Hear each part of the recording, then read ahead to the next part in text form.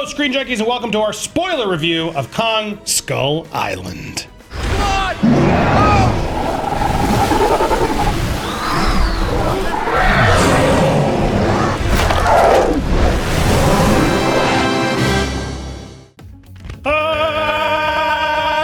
Andy Signor, so happy to be here to discuss with the lovely Roth Cornett and Dan Merle. Hello. Hey, guys. Hey, how could you not love... Look at the monster fighting the other monster. Yeah, look at that weird scale of how everything is odd in that world and nothing makes sense because it's so big, but the environments are so small. It's Skull Island, Andy. I didn't like the Anything movie. goes. So I brought in because you guys, I heard, were being a little easy on the movie, and I'm here to sort of bring some realism because I wasn't a fan. So I thought, what a fun conversation to really break down this movie. Shall we, guys? Let's get Spoiler, into it. but we should spoilers. Yes. We must announce everyone, spoiler alert. Yes. All right, because before everyone hates on me, I thought King Kong was good. I like King Kong. Yeah. No, King Kong was what made the movie. King Kong Great. is the most important character in the movie. Yeah. So if they nail King Kong in the Kong movie, then they've done their job. I said my reaction after his review, if you complained that you didn't see enough Godzilla in Godzilla, you would like this. You're going to see way more. Because I think this is more what people wanted to see. And I did like the action sequence with Kong. He looks great. There were some fun, awesome scenes. The squid was cool. There were some cool moments for sure. He was an was it a squid or an octopus? I was actually unclear. Was it a I'm squid? pretty sure it was a squid because it had the head, and I'm almost positive it was a big squid that he had calamari. Sorry. So much more delicious. Yeah.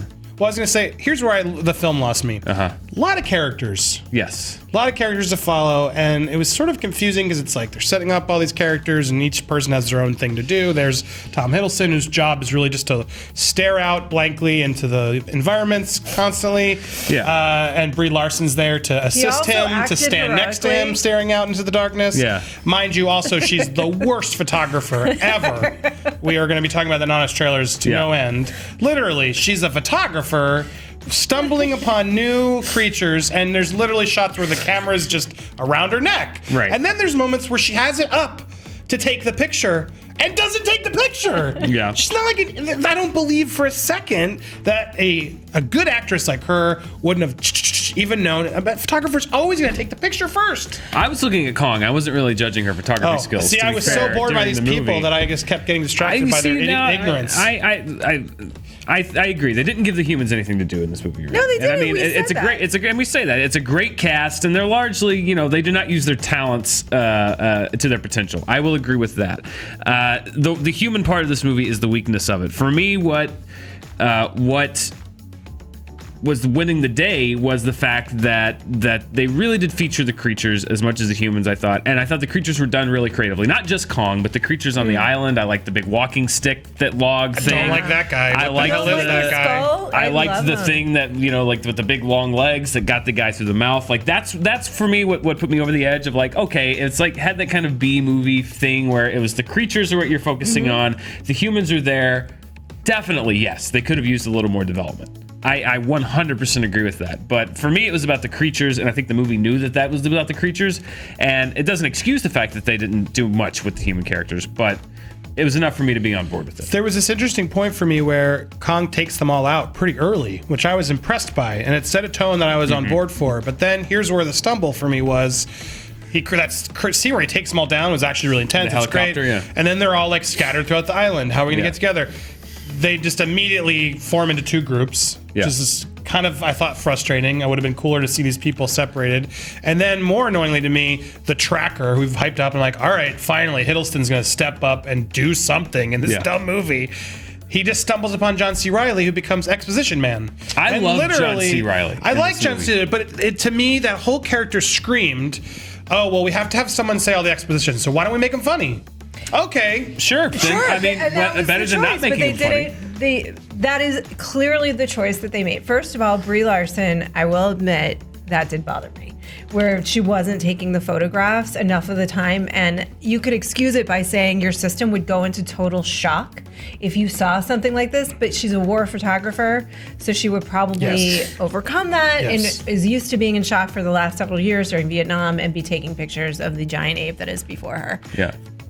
That aside, Which is not to let that go, which is frustrating me because she's a better actress than that. Yeah, but that's not her as an actor. But did she get lost in the blockbusterness of it? You think? Like, why didn't she bring more nuance? She wasn't asked to do that. You know, she wasn't asked to bring that. Yeah, it's 100% a directorial choice. Like that, he is saying, stand there, look through your camera, look pretty, stand there, and just look. Have amazing hair. You see Kong, and she's like, okay. I mean, it's not as if the directors wouldn't have noticed that she wasn't clicking the camera enough, or they wouldn't have then later picked that up or put in the sound of her taking the photographs. That's 100% a directorial choice. Why the choice was made, I'm unclear. Yeah, there wasn't like a moment written where it was like, oh, well, these beings are more important. She sort of says at the end of "No one will know," where she sort of admits that she's giving up the photo. Yeah, which I didn't buy either. Like, there's no basis to her character for me of why she chose to not take the photos, or why she should have been taking lots of photos and then realized, wait, I can't. There was no realization to me with her. That I think they committed at some point. They were just like, okay, this is a movie about the monsters, and you're gonna go with it or you're not. And again, that's not a valid excuse. I think that there's movies like Pacific Rim, which I would say I like this movie a little bit more than Pacific Rim. I'm sorry, I would say I like Pacific Rim a little bit more than this movie. Oh, good. Sorry, I like Pacific Rim more than I like this movie. Yes. Because I thought that they did give the human characters, again, Pacific Rim, the human characters not really well fleshed out, but I thought they did go a little bit more in Pacific Rim as far as like giving them one extra layer of story, one extra layer of motivation. Still not the deepest characters in the world, but I thought that they did go a little bit further with that, with Idris Elba and everything, to give them a little more motivation about what they did in that movie than they did in this movie. And I think that's why I like Pacific Rim. I would put the monster battles kind of on par a little bit as far as just inventiveness and excitement, but I think that's what kind of differentiates these two, is they skewed too far away from the humans a little bit. For me, though, it's just that the other stuff was enough that I could kind of say, like, I wish this was better, but I'm still going to say that it's good. I felt like with Pacific Rim, my note was I also wanted more kaiju monster battles, because the kaiju monster battles and Boat Bat, like, I had been so built up because they released these great clips up to Pacific Rim, and I was so loving Boat Bat.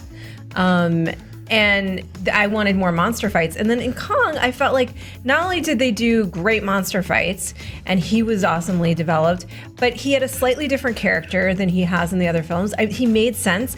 I totally understood his point of view. I was on Team Kong. Yeah. I understood why he was defending his territory and why he was making the decisions he made.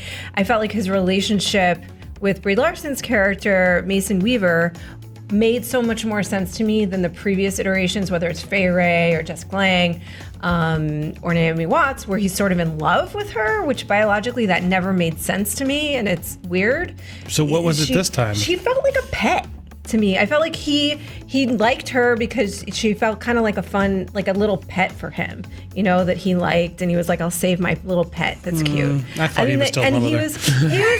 He was protective of the people on the island. Why didn't he do that with any of the other guys? Because Tom Hiddleston looks pretty dreamy too. Yeah. Well, Tom Hiddleston And he's a bigger pet. always looks very dreamy, taller. but he saw her try to save the water buffalo. Yeah. And so he was like, fair. okay, she's looking out for the island. I care about the island. And all of the creatures, human or not, on the island, Kong is very protective. And so because he saw her try and do that, he liked her a little better. Can we talk a little bit about Although the Charlie... Hiddleston was very dreamy. You're not He was. incorrect. Can we talk a little bit about the Charlie Brown of Hollywood right now, which is Toby Kebbell?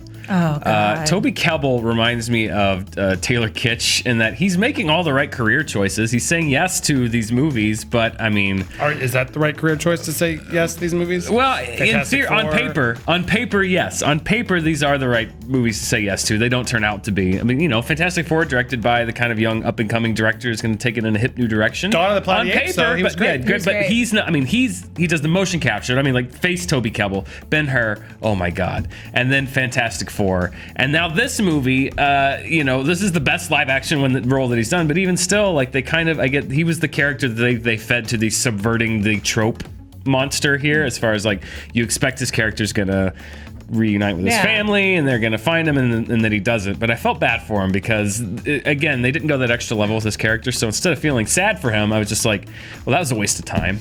I felt that with all of the humans, is why I'm so problematic, because yes, you have good monsters, but if we're going the monster route, then don't waste all this time with all this BS backstories.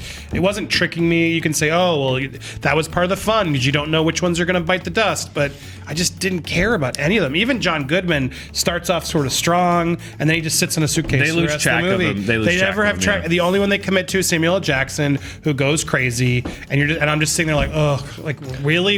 Everyone there is sane enough to say, yes, let's cross through this cemetery to save the guy. Well, keep in mind, the soldiers didn't have a choice. Yeah. They didn't have a choice. He's their commanding officer. They did at the end. He pointed the gun and finally wised up and said, yeah, this is effed up. I'm giving up. It didn't make sense. I feel like, okay, Samuel Jackson, and we talked about this in the Easter eggs video, it's clear there's a lot of riffing on Apocalypse Now in this movie. Sure. And so with him, they're obviously doing a little riff on the Brando, right? And he's been in war, and he's messed up, and doesn't he's want to gone lose the crazy. war. He doesn't want to lose the war, and he's obsessed. I didn't think it totally played or paid off, and it really just came off as like completely illogical and self-destructive. The one human character that I really do think, Tom Hiddleston and Brie Larson to me weren't bad. They were just a little wasted. Yeah. John C. Reilly, yeah, they brought him in to be the humor, and they brought him in to be the exposition man. The heart, really. And the heart of it, but it actually worked, and he was the only one as the madman lost and marooned on this island that was acting in a way that made sense to me, which was nuts. Yeah. But he would be. If you were lost on this island for all these years, you would also be a little nuts. Sure. Yeah, no, I liked him. I thought he was good. I thought he was easily the best person in the movie. He's the only character they wrote as if that character knew what movie they were in. Like, they wrote that character as a character that would be in this movie. Everyone else they wrote as a character that would be in one that was more like 2014's Godzilla, that was a little more serious, that was a little darker, that had a little less Kong and a little more human and a little more backstory. They didn't commit to the tone. They didn't. They didn't. Because... Go ahead. I wish that they had in some form of script revision said, I like how this character of Marlowe, of John C. Reilly, is written. Let's go back and write the rest of the characters like that. Yeah. Because that fit the tone of the movie that they were making. And I think that would have made this a slam dunk for me instead of just a marginally positive, yeah, sure. Yeah, I mean, you're right, because to me, and that was one of the things that we said in the other review, that they all felt like they were in different movies to me. Like, Sam Jackson is in some weird revenge film where he's taking out his angst on Kong look, Kong killed a lot of his men, but rightfully so. Well, because he was invading his territory. Yeah, exactly. They were bombing and then waking up these creatures. And then Tom Hiddleston and Brie Larson are in this other adventure film. And then John Goodman's in this whole other man obsessed with a monster film for a minute, which was working. Yeah. And then he just sort of like dropped off the face of the earth. Metaphorically, in terms of like the character wasn't doing anything for half the movie. But they were all kind of in different movies. All reasons why I didn't like it. Sure, but at the end of the day, to me, and this is the thing with Godzilla too, in a way, in any monster movie, is that the most important character is that monster. And if you do Kong well, then you've done the movie well. Sure, I guess I have two. So that's fair. I like Kong's scenes; that's fun. But I think a movie needs to be more than just the scenes of the monster. He's the protagonist. And my problem is not only were the human characters all, as we said, in different movies and not really connecting, except for maybe John C. Reilly, who I could still argue was very odd in the movie. I still just found it like the aliens coming out from the Pacific Rim hole just felt very. What aliens? The weird lizard lizard aliens. Whatever you It just want felt to like, call it. the monster. Skull crawlers? Yeah, with the skull crawlers, whatever the dumb CGI thing with that didn't make sense. I liked them. I thought that they were, It just screamed like, okay, we got to connect these movies somehow. It screamed like the dumb things Godzilla fought in the first one, where it's like, let's make cooler villains. We have all this Godzilla library. What is this weird? Oh, they're coming from the Earth thing. I don't. Well, that was a rights issue in Godzilla. It's like they couldn't go to but now it's not, because the after credit scene, which we'll discuss more in depth in a later video, sort of shows they can use them. Why wouldn't they have used that opportunity to start one? I liked the skull crawlers, actually. I thought they were cool, and I did like the tree thing. The tree thing, again, the creatures are what, beyond. I felt like that was a kind of a drawback of Godzilla, which was Godzilla I thought was great. I thought the Mutos were kind of whatever. They were kind of bland. They were just kind of there.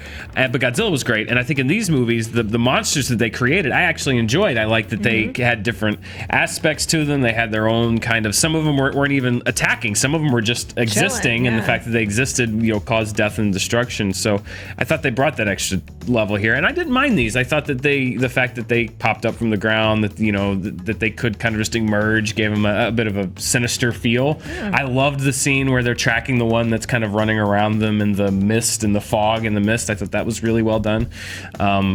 Yeah, it was the most memorable movie monster ever. No, but it did enough for me. And the wooden one too, I will say to your point, it wasn't attacking at all. It actually looked a little hurt that he, and like its little feelings were hurt that he attacked him, you know, and he ran off. I mean, these were interesting creatures to me. It's a creature feature. It's interesting creatures. It's got a bit of whimsy. It's got a some funny characters, and it's got some things that don't make sense in the human realm, and that is very true of most B monster movies. I have too much more to say, and I can tell that this man likes it too much. I didn't love it. I liked it. I think we should fight. Do you think this movie sucks? No, I don't. I would recommend this movie. I think this movie sucks, and I think we should debate this further next week on Screen Junkies. Let's do it. Because to be fair, we debated this about Godzilla. We actually were on the same team. We were on the same side. The very first thing that was ever labeled movie fights was about Godzilla, and we were on Team Godzilla. So it's only fitting that we step away from our team and fight each other mano a mano like Godzilla. We've done it before. You liked Godzilla and you did not like Kong? Yeah. Because I like Godzilla too. Build up. Cool build up. Yeah. I don't get it. And then not as many dumb characters. There were only 2 dumb characters to follow in that movie. True. But look, all right, let's throw it down. Next week. We'll discuss this more and more depth and we'll do a legitimate fight together. And we'll discuss this after credit scene, which has so much I think nonsense, but we'll discuss that too, because why not? So if you want to watch more Skull Island stuff, click over here and stay tuned for our big Kong fight. Thanks for watching.